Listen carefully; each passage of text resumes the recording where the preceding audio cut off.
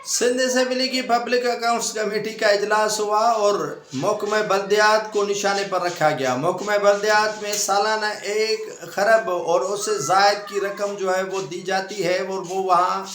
कहाँ खर्च होती है, ये एक सवाल या निशान अपनी जगह पर मौजूद है। पब्लिक अकाउंट्स कमेटी सूबाई assembly Sindh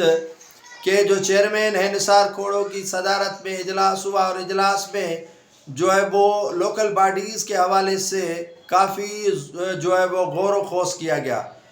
public accounts committee सूबाई असेंबली सिंध के चेयरमैन निसार खोड़ो ने कहा कि 1 खरब से ज़ायद रकम सालाना तरक्याती कामों के लिए लोकल बॉडीज़ को दी जाती है, लेकिन वो काम नहीं करवाते जितने काम उनको करवाने चाहिए। निसार खोड़ो का कहना था कि 1 खरब रुपया ज़बान में आता है और वो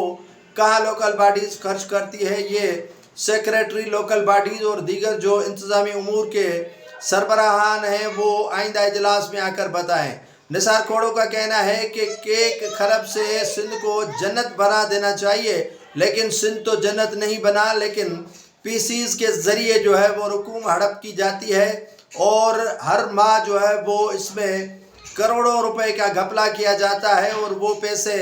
जो है वो पेपरों में खर्च किए जाते हैं, लेकिन ज़मीनी हक़ाइक़ उसके बरक्स हैं। और सेक्रेटरी फिनांस सेक्रेटरी जो है वो लोकल बॉडीज़ और दीगर इदारों के वाबस्ता अफसरान को आइंदा इजलास में रिपोर्ट मुरतब करके तैयार करके आने की हिदायत कर दी गई हैं public accounts committee Sindh assembly की जानिब से।